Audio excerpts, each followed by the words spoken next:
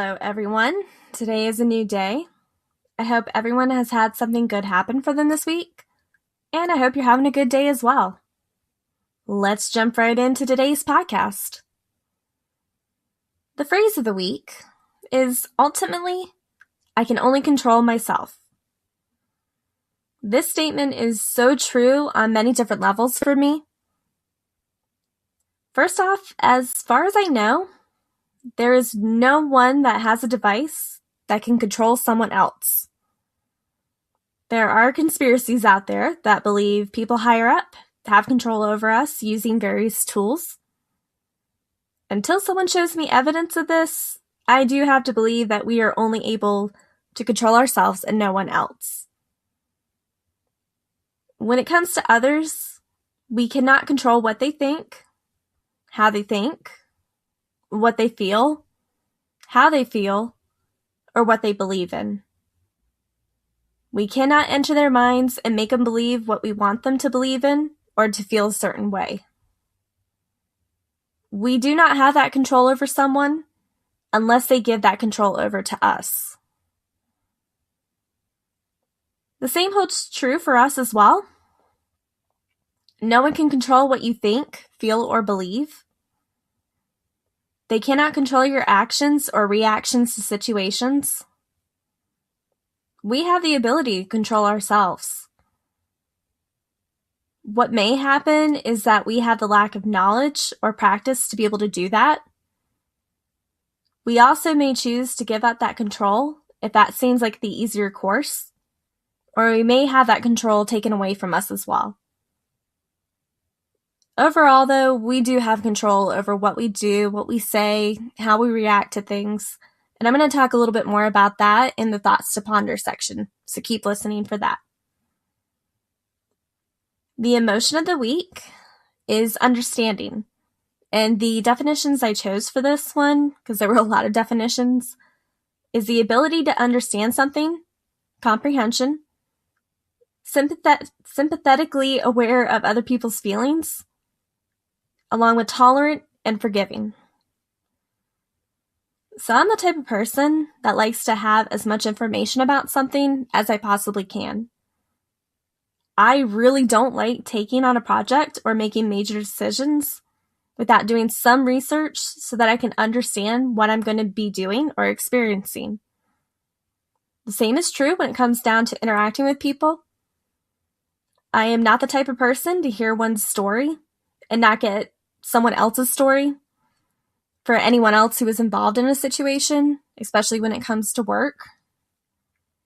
I'm also not the type of person to assume things about other people without getting more information as well. The more information I have about something, the better I can understand a person's point of view, even if I don't agree with it, and can make decisions based off that information. Understanding can bring about more positive interactions and more positive choices if we just take the time to get the information that we need in order to better understand something. And that is the thing. It can take time to get the information you may need. Also, being able to understand better can help you to control your life even more so. Moving on to the mindfulness section. For this week, it is think about how you are feeling in this moment. So think about what you feel in your body, your heart, and in your spirit. If you are doing well, then hold on to that feeling throughout the day. If you aren't feeling great, think about what you can do to help you feel better. When doing this mindfulness activity, really pay attention to your thoughts of how you are feeling and how your body physically feels. The saying of wearing your heart on your sleeve can be very true, as our body can show what we are feeling emotionally. When we're happy, we can have a smile on our face and may be more relaxed. When we're tired, we may look worn out and our eyes and shoulders may be a little droopy. When we're angry, our lips may appear thinner, our faces may be red, and our fists may be clenched.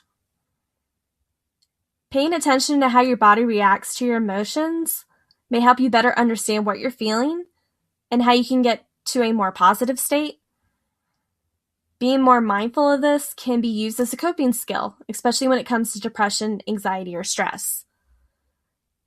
I have had a panic attack before from anxiety, and my body reacted in ways that it's never reacted before.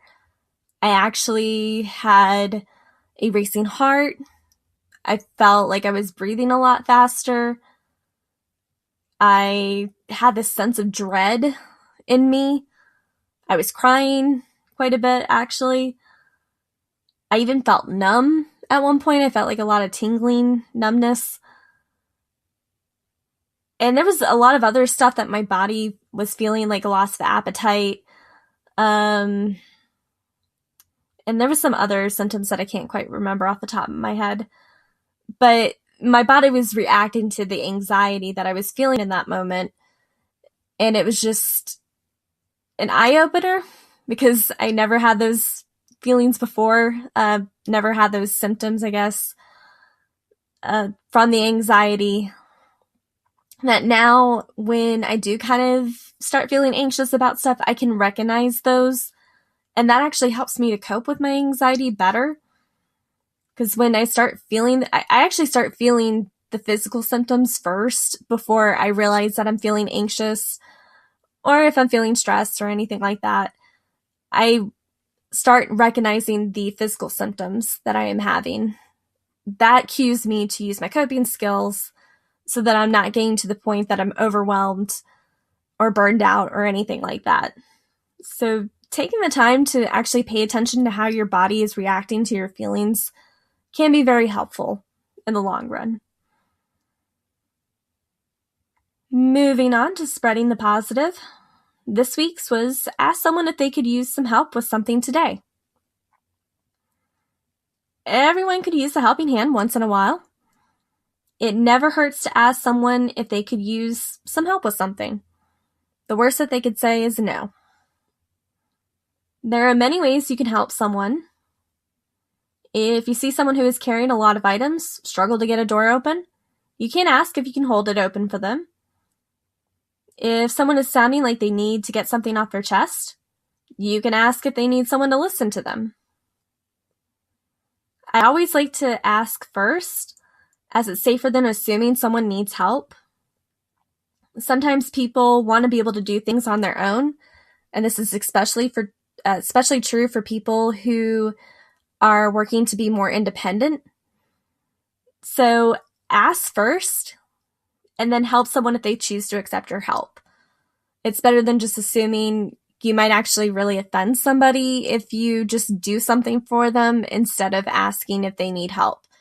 Give that person a choice to be able to say yes or no for your help, so that way they have control over the situation, because you should not be controlling them.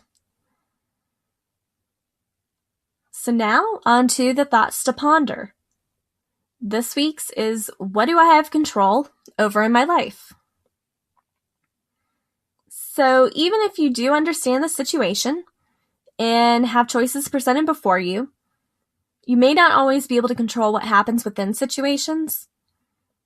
You can't always control the choices that people make or how they react to situations, but you can control the choices that you make and the reactions you have. So to start with choices, we are constantly presented with choices throughout the day. Some choices we really don't have to think about, while others we may need to ponder a little more. Sometimes our choices are very limited, while sometimes we can have way too many choices at other times. But we are constantly making decisions based off of situations that come up. What we decide to choose to do or not do is under our control, even when it doesn't seem like it. Now, when it comes to our reactions, we have control over that as well. When a situation occurs, we decide how we're going to react. A lot of the time, we have a gut or an initial reaction to something, And I will say that reaction can sometimes be difficult to control, especially if it's something that surprises us, something that we weren't expecting. We can have, as I said, a gut reaction to that we may not be able to control. With a lot of practice, though, some people are very good at being able to control their initial reactions. And it does take time, it does take practice to be able to do this. I will say I don't have that ability quite yet. Things do throw me off, and I do have initial reactions, especially if I'm already kind of in a mood. It's really hard to control my reactions in that situation. What you can work on controlling is how you continue to react to a situation after you have that gut reaction. So you can have your gut reaction, and you may not be able to control that at the moment. But once you kind of get past that gut reaction, you can control how you continue to react to that situation. You can control to continue to be upset at something someone says. You can control what you may do in a car if somebody cuts you off, for instance, and you have that initial reaction. You can control what you do after that initial reaction. It still may take a little bit of practice to be able to do that, but that is the thing, is that you can control those reactions after that initial reaction. And that's really what it ultimately comes down to, is controlling your choices, controlling your reactions. You do have control over your beliefs and your ideas. You have control over your thoughts and your emotions. There's a lot that you actually are in charge of that nobody else can control.